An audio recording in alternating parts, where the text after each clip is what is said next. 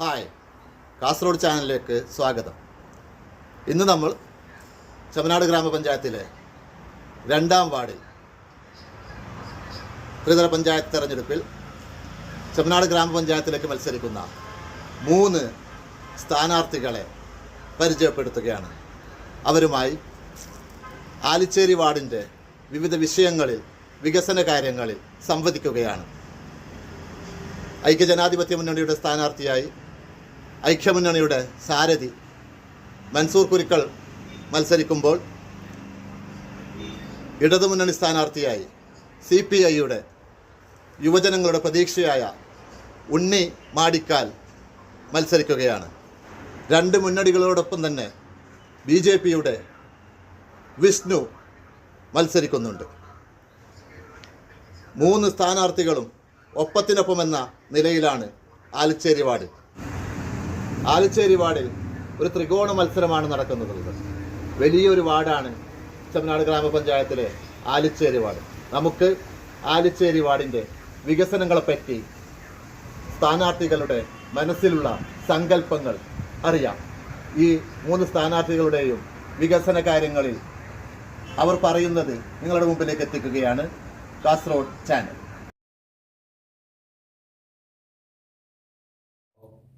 ഈ വാർഡിൻ്റെ ഭൂപ്രകൃതി എല്ലാവർക്കും അറിയും. വളരെ വിസ്തൃതിയുള്ള ഒരു വാർഡാണ്. വളരെയധികം പല ആനുകൂല്യങ്ങളും ആവശ്യമുള്ള ഒരു വാർഡാണ്.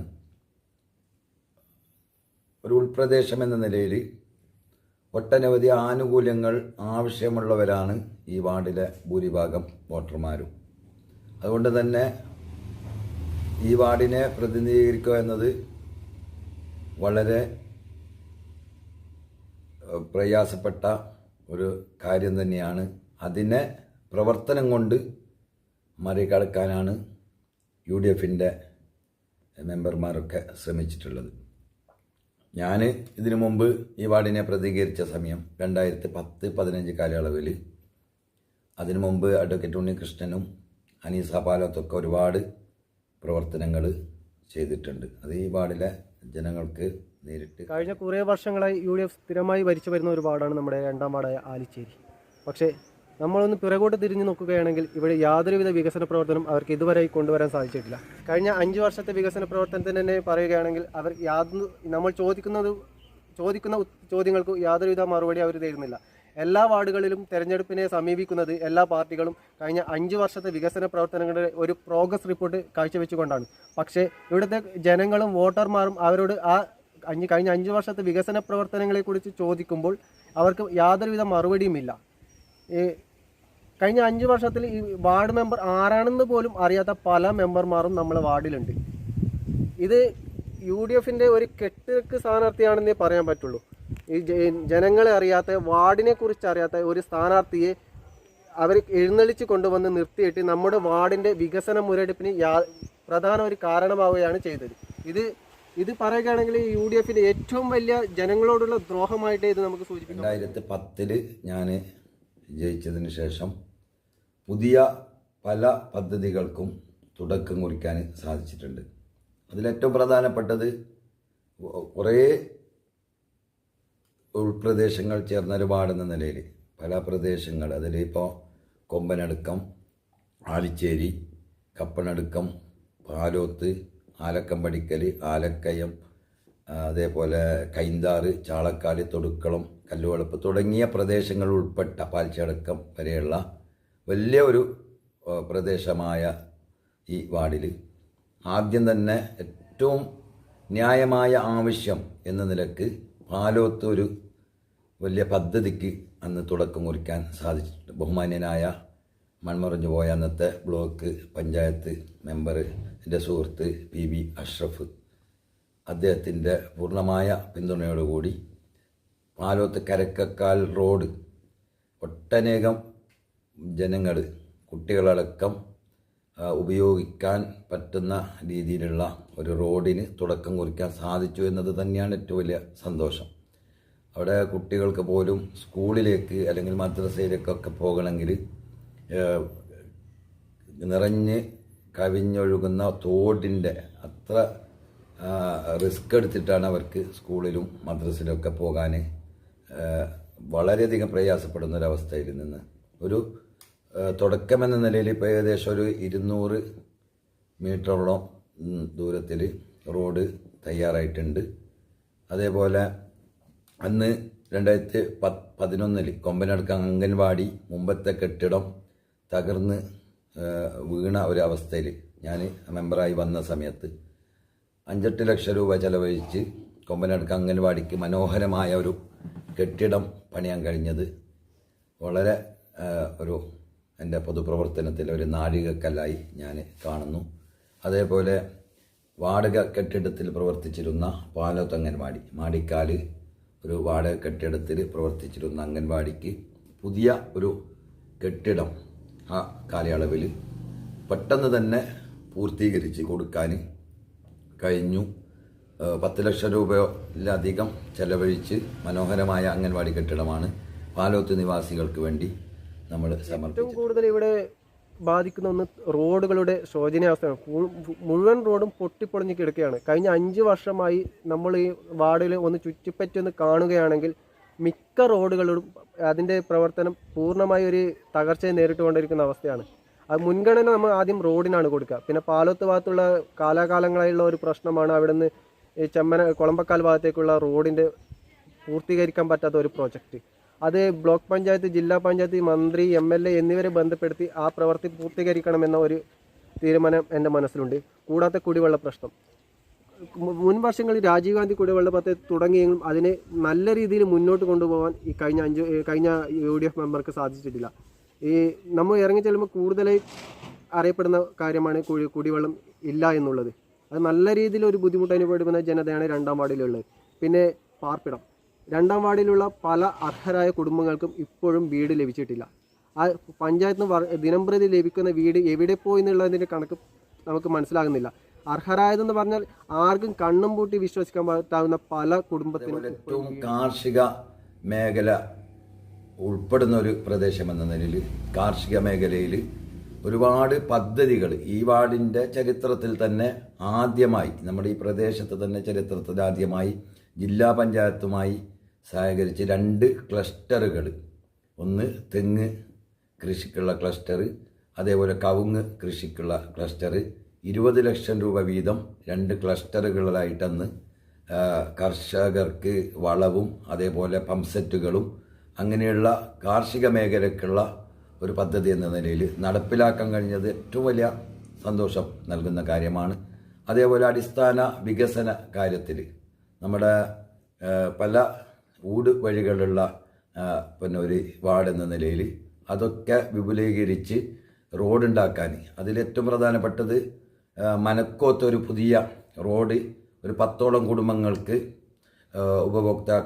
ഗുണഭോക്താക്കളായിട്ടുള്ള മനക്കോത്ത് പ്രദേശത്ത് ഒരു പുതിയ റോഡ് അന്ന് പിന്നെ തുടക്കം കുറിക്കുകയും കഴിഞ്ഞ സജിത രാമകൃഷ്ണൻ്റെ സമയത്ത് അത് നല്ലൊരു കോൺക്രീറ്റ് റോഡാക്കി പൂർത്തീകരിക്കാനും കഴിഞ്ഞത് വളരെ അഭിമാനത്തോടെ സന്തോഷത്തോടെ പറയാൻ കഴിയുന്ന കാര്യമാണ്.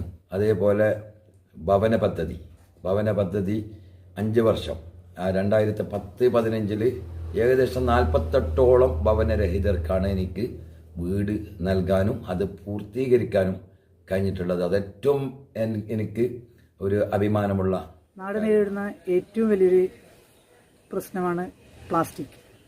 അപ്പോൾ 2ാം വാർഡിൽ ഞാൻ വിജയിക്കുകയാണെങ്കിൽ പ്ലാസ്റ്റിക് നിർമ്മാർജ്ജനം 2ാം വാർഡിൽ പൂർണ്ണമായിട്ടും പ്ലാസ്റ്റിക് വിമുക്തമാക്കുമെന്ന് ഞാൻ ഉറപ്പു തരുന്നു.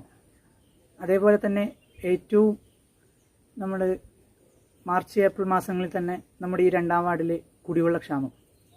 അപ്പോൾ എല്ലാ വീടുകളിലേക്കും കുടിവെള്ളം എത്തിക്കാൻ വേണ്ടിയിട്ട് സന്നദ്ധ പ്രവർത്തനങ്ങൾ ചെയ്യും. നമ്മുടെ ഈ 2ാം വാർഡിൽ കൃഷിക്കാരാണുള്ളത്. അപ്പോൾ കൃഷിക്ക് വേണ്ട എല്ലാവിധ സഹകരണങ്ങളും ചെയ്തു കൊടുക്കും. ഇൻഷുറൻസ്, പിന്നെ അതേപോലെ തന്നെ വളങ്ങൾ, അങ്ങനെയുള്ള എല്ലാ കാര്യങ്ങൾക്കും ഒരു മികച്ച പ്രവർത്തനങ്ങൾ കാഴ്ചവെക്കും. നമ്മുടെ ഈ 2ാം വാർഡിൽ പൊതു കെട്ടിടങ്ങളില്ല. അതേപോലെ തന്നെ ഒരു ഹെൽത്ത് സെൻ്ററും ഇത് 2 കാര്യങ്ങളും ഈ വാർഡിൽ കൊണ്ടുവരും. യുവാക്കളാണ് വരുന്നതെങ്കിൽ കൂടുതൽ പ്രവർത്തനങ്ങൾ മുന്നോട്ട് ചെയ്യാൻ നമുക്ക് സാധിക്കും. കൂടുതൽ ഊർജ്ജസ്വലതയോടെ കൂടി നമുക്ക് ജനങ്ങളെ സമീപിക്കുവാനും ആ പ്രവർത്തനങ്ങളെ ഏകോപിപ്പിച്ചുകൊണ്ട് മുന്നോട്ട് കൊണ്ടുപോകാനും സാധിക്കുന്നത് തീർച്ചയായും യുവാക്കൾക്കാണ്. ഇപ്പോൾ പുതിയതായി യുവാക്കൾ കടന്നു വരുമ്പോൾ അവർക്ക് വിദ്യാഭ്യാസപരമായും രാഷ്ട്രീയപരമായും ജനങ്ങളുടെ സാമൂഹികപരമായ പ്രശ്നങ്ങൾ കൂടുതൽ ഇടപെടാൻ സാധിക്കുന്നുണ്ട്. ഞാൻ എന്ന് പറയുമ്പോൾ ഞാൻ രാഷ്ട്രീയപരമായ പ്രവർത്തന മികവുണ്ട്, സാംസ്കാരിക കലാപരമായ സ്ഥാനങ്ങൾ വഹിച്ചിട്ടുള്ള ഒരു വ്യക്തിയാണ്, യുവജന സംഘടനയിൽ പ്രവർത്തിക്കുന്ന ഒരു വ്യക്തിയാണ്. എന്ന നിലയിൽ എനിക്ക് കൂടുതൽ ജനങ്ങളോട് ബന്ധപ്പെടുവാനും അവരുടെ അഭിപ്രായങ്ങളും പ്രശ്നങ്ങളും ചർച്ച ചെയ്ത് തീരുമാനമെടുക്കാൻ സാധിക്കുന്നുള്ള പൂർണ്ണ വിശ്വാസം എനിക്കുണ്ട്. യുവാക്കൾ തന്നെ മുൻനിരയിൽ എത്തണം. അതേപോലെ തന്നെ നാട് നേരിടുന്ന പ്രശ്നങ്ങൾ യുവാക്കൾക്ക് പെട്ടെന്ന് തന്നെ എല്ലാ പ്രശ്നങ്ങളും പരിഹരിക്കാൻ വേണ്ടിയിട്ട് പറ്റും. എതിരാളികൾ 2 പ്രധാനപ്പെട്ട മുന്നണികളുടെ 2 സ്ഥാനാർത്ഥികളും യുവാക്കളാണ്. വളരെ സന്തോഷമാണ് യുവാക്കളൊക്കെ പൊതുരംഗത്ത് സജീവമായി ഉണ്ടാകുന്നത്. മത്സരരംഗത്ത് മാത്രമല്ല, അല്ലാത്തപ്പോഴും വാർഡിൻ്റെ എല്ലാ കാര്യങ്ങൾക്കും യുവാക്കളുടെ പൂർണ്ണ പിന്തുണ നമുക്ക് ആവശ്യമാണ്. ആര് ജയിച്ചാലും പ്രത്യേകിച്ചിട്ട് ഒരു വാർഡിൻ്റെ വികസനം തുടക്കമിടുന്നത് ഗ്രാമസഭയിലാണ്. പലപ്പോഴും ഞാൻ ഇതിനു മുമ്പ് ഞാൻ മെമ്പറായ സമയത്തും അതിനുശേഷവും ഗ്രാമസഭകളിൽ വളരെ യുവാക്കളുടെ സാന്നിധ്യം കുറഞ്ഞു പോകുന്നു എന്നുള്ളൊരു ആശങ്കയുണ്ട്. അപ്പോൾ എല്ലാ യുവാക്കളും പ്രത്യേകിച്ചിട്ട് ഈ ഗ്രാമസഭകളാണ് ഒരു വാർഡിൻ്റെ എല്ലാ തീരുമാനങ്ങൾ എടുക്കേണ്ട ഏറ്റവും പ്രധാനപ്പെട്ട ഒരു സഭ എന്നുള്ളത്. അപ്പോൾ ഗ്രാമസഭകളിലും യുവാക്കളുടെ സാന്നിധ്യം ഉണ്ടാകണം. പൊതുപ്രവർത്തന രംഗത്തും യുവാക്കളുടെ സാന്നിധ്യം ഉണ്ടാകും. എനിക്കിപ്പോൾ ഏകദേശം 50 വയസ്സ്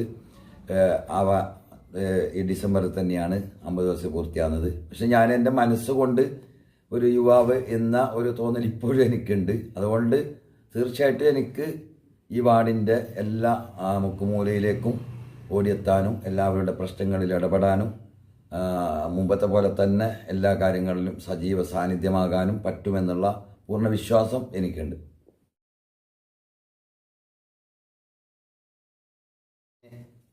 രണ്ടാം വാർഡിലെ വോട്ടർമാരോട് അഭ്യർത്ഥിക്കാനുള്ളത്, 1, ഐക്യ ജനാധിപത്യ മുന്നണി സ്ഥാനാർത്ഥിയായി മത്സരിക്കുന്ന എന്നെ വൻ ഭൂരിപക്ഷത്തോടുകൂടി വിജയിപ്പിക്കണമെന്ന് ആദ്യമായി അഭ്യർത്ഥിക്കുകയാണ്. 2010-15 കാലയളവിൽ ഞാൻ ഈ വാർഡിനെ പ്രതിനിധീകരിച്ചപ്പോൾ തീർച്ചയായിട്ടും നിങ്ങളുടെ കൂടെ ഞാൻ ഉണ്ടായിരുന്നു. നിങ്ങൾക്കതറിയാം. നിങ്ങൾ എൻ്റെ കൂടെ ഉണ്ടായിരുന്നു. എൻ്റെ ഈ വാർഡിലെ എല്ലാ പ്രവർത്തകരുടെയും അതേപോലെ സന്നദ്ധ സംഘടനകളുടെയും കുടുംബശ്രീകളുടെയും ഒക്കെ പിന്തുണയോടെയാണ് എനിക്ക് 5 വർഷം ഈ വാർഡിന് വേണ്ടി എന്തെങ്കിലും ചെയ്യാൻ പറ്റിയിട്ടുണ്ടെങ്കിൽ അത് ചെയ്യാൻ സാധിച്ചത്. ഇനിയും ഞാൻ വിജയിക്കുകയാണെങ്കിൽ എൻ്റെ ഏറ്റവും ഒരു സ്വപ്ന പദ്ധതി എന്ന് പറയുന്നത് പാലോത്ത് കരക്കക്കാൽ റോഡിൻ്റെ പൂർത്തീകരണം തന്നെയാണ്. അന്ന് ഞാൻ തുടങ്ങി വെച്ച ആ പദ്ധതി പൂർത്തീകരിക്കാൻ വേണ്ടി ആ നാട്ടുകാരോടൊപ്പം ഞാൻ എന്നും ഉണ്ടാകും. അവരുടെ കൂടെ ഏത് സ്ഥലത്ത് അല്ലെങ്കിൽ ഏത് വാതിലുകൾ മുട്ടാനും അവരുടെ കൂടെ ഞാൻ ഉണ്ടാകും. അതേപോലെ തന്നെ ഇനി ഒരുപാട് പ്രദേശങ്ങളിൽ വഴിയില്ലാത്തവരുണ്ട്, റോഡില്ലാത്തവരുണ്ട്. അവർക്ക് തീർച്ചയായിട്ടും ന്യായമായ എല്ലാ ആവശ്യങ്ങൾക്കൊപ്പം ഞാൻ അവരോടൊപ്പം ഉണ്ടാകും, അവർക്ക് വേണ്ടി പ്രവർത്തിക്കും. അതേപോലെ എല്ലാവരുടെയും സുഖദുഃഖങ്ങളിൽ പങ്കാളിയാകും. അതേപോലെ നമ്മുടെ ഏറ്റവും വലിയ ഒരു പ്രശ്നം നേരത്തെ പറഞ്ഞതുപോലെ ഈ ഭവന പദ്ധതി ലൈഫ് മിഷൻ രൂപീകരിച്ചത് മുതൽ വളരെയധികം ഭവനരഹിതർക്കത് പ്രയാസമുണ്ടാക്കുന്നു എന്ന് മനസ്സിലാക്കുന്നു. തീർച്ചയായിട്ടും അത് പഞ്ചായത്ത് മുഖേന തന്നെ നടപ്പിലാക്കാനുള്ള ശ്രമങ്ങൾ തീർച്ചയായിട്ടും ഞാൻ വിശ്വസിക്കുന്നത് അടുത്ത നിയമസഭാ തെരഞ്ഞെടുപ്പിൽ UDF അധികാരത്തിൽ വന്നാൽ അത് പഴയ പോലെ തന്നെ പഞ്ചായത്തിന് തന്നെ അതിനുള്ള അധികാരം നൽകുമെന്നുള്ള വിശ്വാസമുണ്ട്. അങ്ങനെ വന്നാൽ എത്രയോ ഭവനരഹിതർക്ക് നമുക്ക് വീട് നൽകാനും പറ്റും. അതേപോലെ സാഹോദര്യം കാത്തു സൂക്ഷിക്കേണ്ടത് ഒരു അത്യാവശ്യമായ കാലഘട്ടമാണ്. അതിനുള്ള പ്രവർത്തനങ്ങൾ, സാഹോദര്യം കാത്തു സൂക്ഷിക്കുന്ന രീതിയിലുള്ള സാംസ്കാരിക പരിപാടികൾ, സൗഹാർദ്ദ സമ്മേളനങ്ങളൊക്കെ ഈ വാർഡിൽ സംഘടിപ്പിച്ചുകൊണ്ട് ഏറ്റവും നല്ല ഒരു മതസൗഹാർദ്ദം ഊട്ടിയുറപ്പിക്കുന്ന ഒരു വാർഡായി ഈ പ്രദേശത്തെ മാറ്റാൻ വേണ്ടി പണ്ട് നമ്മളെ മുൻഗാമികളുടെ ആ സ്വപ്നം, നമ്മുടെ ഏറ്റവും വലിയ കാസർഗോഡ് ജില്ലയിൽ മതസൗഹാർദ്ദത്തിൻ്റെ പെരുമ കേട്ട ഒരു സ്ഥലമാണ് നമ്മുടെ ചെമ്മനാട് ഈ പ്രദേശം എന്ന് പറയുന്നത്. അത് കാത്തു സൂക്ഷിക്കാനുള്ള എല്ലാ പ്രവർത്തനങ്ങളിലും ഞാൻ നിങ്ങളോടൊപ്പം ഉണ്ടാകും എന്ന് എന്നെ വിജയിപ്പിക്കുകയാണെങ്കിൽ എല്ലാവിധ സഹകരണങ്ങളും എൻ്റെ ഭാഗത്തു നിന്നുണ്ടാവും. എല്ലാവിധ പ്രവർത്തനങ്ങളും ഞാൻ നേടിയെടുക്കും. വരും പോകും. നമ്മൾ ഇപ്പോൾ ഉറച്ച ഒരു തീരുമാനം എടുക്കണം. നമുക്ക് കഴിഞ്ഞ വർഷങ്ങളായി തുടരുന്ന വികസനമില്ലായ്മ, വികസന മുരടിപ്പ് നമുക്ക് ഇനിയും മുന്നോട്ട് കൊണ്ടുപോകണമോ അതോ അല്ലാതെ ഒരു പുതിയൊരു നാട്, പുതിയൊരു വാർഡ്, പുതിയൊരു വികസന കൂട്ടായ്മയോടെ നമുക്ക് മുന്നോട്ട് പോകണോ എന്നുള്ളത്. ഈ പല UDFൻ്റെ ഇപ്പോൾ നമ്മുടെ അഭ്യർത്ഥനയിൽ നിങ്ങൾ കാണുമായിരിക്കും വികസന തുടർച്ചയ്ക്ക് എന്നുള്ളത്. കഴിഞ്ഞ 5 വർഷമായിട്ട് ഇവിടെ യാതൊരുവിധ വികസനവും നടന്നിട്ടില്ല എന്നുള്ളത് നിങ്ങൾക്ക് തീർച്ചയായും ബോധ്യമുള്ള കാര്യമാണ്. ആ വികസന തുടർച്ചയാണ് അവരെ ഉദ്ദേശിക്കുന്നത്. നിങ്ങൾ മനസ്സിലാക്കണം, നമുക്ക് വേണ്ടത് പൂർണ്ണമായ വികസനമാണ്. ആ വികസനം നമുക്ക് നടത്തണമെങ്കിൽ തീർച്ചയായും ഇവിടെ ഒരു മാറ്റം വന്നേ തീരും. അത് നമ്മൾ തീരുമാനിക്കേണ്ട ജനങ്ങളാണ്, വോട്ടർമാരാണ്. നിങ്ങൾക്ക് തീരുമാനിക്കാം. എന്നെ ജയിപ്പിച്ച് നല്ലൊരു നാളേക്ക് വേണ്ടി നമുക്ക് മുന്നോട്ട് പോകണോ അതോ കഴിഞ്ഞു പോയ അതേ വികസനമില്ലായ്മ തുടർന്നുകൊണ്ടേയിരിക്കണോ എന്ന്. ഇത് മാത്രമാണ് എൻ്റെ വോട്ടർമാരോട് എനിക്ക് പറയാനുള്ളത്.